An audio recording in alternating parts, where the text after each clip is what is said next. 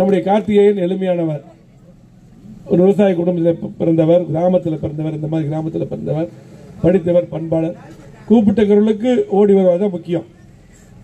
மக்களோட மக்களாக இணைந்து கூப்பிட்டவர் வந்து பணியாற்றக்கூடியவர். இப்ப ஜெயிச்சு எம்பி மாதிரி 5 வருஷமா காணாம போக மாட்டார்.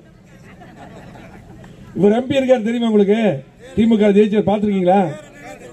ஆமா, அந்த மாதிரி இருக்க மாட்டார். எப்படி தாமண்ணா சொன்னார்ல, ஒவ்வொரு வார்டுக்கு எந்தெந்த வார்டுக்கு அவ்வளவு நிதி கொடுத்த சொல்லி போட்டு வந்து பணியாற்றினார், நிதி ஒதுக்கி கொடுத்தார், திட்டங்கள் கொண்டு வந்தார். அந்த மாதிரி நம்முடைய கார்த்திகேயன் வந்து பணியாற்றுவார். நம்முடைய திமுக ஆட்சி அமைந்து 3 வருஷம் ஆயிடுச்சு.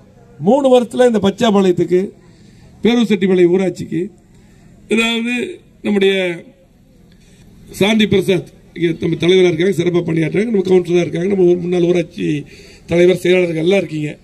ஏதாவது ஒரு திட்டம் பொதுமக்கள் இருக்கீங்க, ஏதாவது ஒரு திட்டம் வந்திருக்குதா? ஏதாவது ஒரு திட்டம். ஆகவே இங்கே எல்லா திட்டமும் கொண்டு வந்தது அம்மாவுடைய ஆட்சியில. நம்ம சட்டமன்ற உறுப்பினர் தாமோதரன், முன்னாள் வந்து பாத்தீங்கன்னா எட்டிமடை சண்முகம் இருந்தாரு, நம்முடைய சகோதரி சாந்தி பிரசாத், நம்முடைய சேர்மன் மதுமதி விஜயகுமார், நம்முடைய வைஸ் சேர்மன் கனகராஜ் இங்க இருக்க. இவங்க எல்லாம் தான் அவ்வளவுதான். திமுக ஆட்சி வந்து ஏதாவது ஒரு திட்டம் சொல்லுவோம், எதுவுமே இல்லை. இங்க பாத்தீங்கன்னா பள்ளி கட்டடங்கள், அதே போல இங்க இருக்கக்கூடிய சாலைகள், எல்லா பாலங்களும் சிறுவாணி ரோடு அகலப்படுத்தி எல்லா பாலங்களும் போட்டோம். அத்திக்கடவுல இருந்து கூட்டுக்குடி திட்டம் 50 கிலோமீட்டர் தண்ணி கொடுத்துருக்கீங்க. அது மட்டுமல்ல, இன்னைக்கு கோவை மாவட்டத்திலேயே அம்மாவுடைய ஆட்சியில எடப்பாடி முதலமைச்சராக இருக்கும்போது சரி மாத்தி அமைச்சிருக்கோம். இன்னைக்கு தாமண்ண பேசும்போது அவ்வளவு திட்டங்களை வரிசைப்படுத்தினார். நாங்களாம் வந்து இன்னைக்கு மிகப்பெரிய வளர்ச்சி கொடுத்திருக்கோம், யாரும் மறுக்க முடியாது. 50 ஆண்டுகள்ல அந்த வளர்ச்சி கொடுத்திருக்கோம்.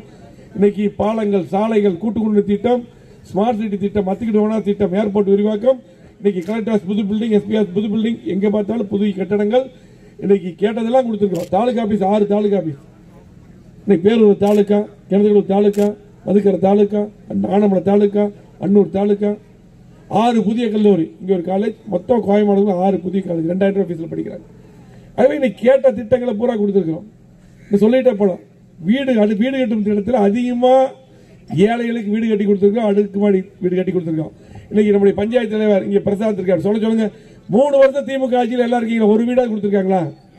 எதுவுமே எந்த வீடுமே இல்ல. நேற்று எடப்பாடி அறிவிச்சிருக்காரு, இன்னைக்கு நம்முடைய அனைத்து ஏழை மக்களுக்கும், ஆதிராவிடர் மக்களுக்கும், அனைத்து ஏழை மக்களுக்கும் 400 சதுர அடியில இன்னைக்கு பாத்தீங்கன்னா ஒரு கட்டடம் கட்டி வீடு கட்டித்தான்னு சொல்லியிருக்காரு.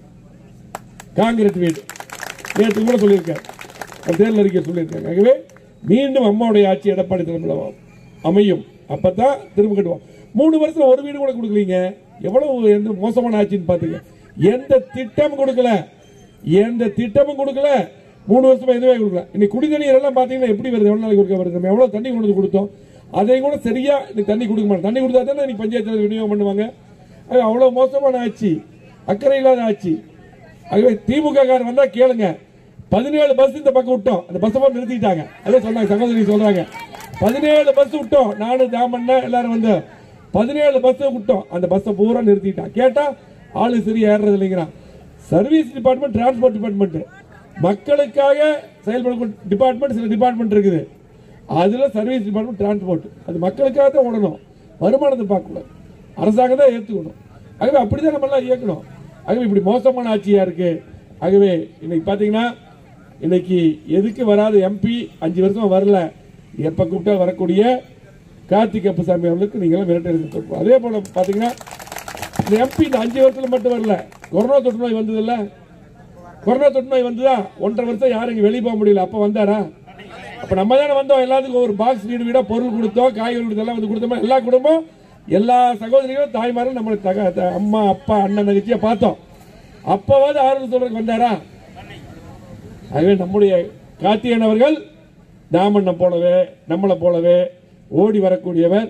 அவருக்கு நீங்கள் இரட்டை இலை சின்னத்திலே வாக்களிக்க கேட்டுக்கிறோம். செய்திகளை உடனுக்குடன் தெரிந்து கொள்ள நமது அம்மா இணையதள தொலைக்காட்சியை சப்ஸ்கிரைப் செய்து அருகில் உள்ள பெல் ஐகானை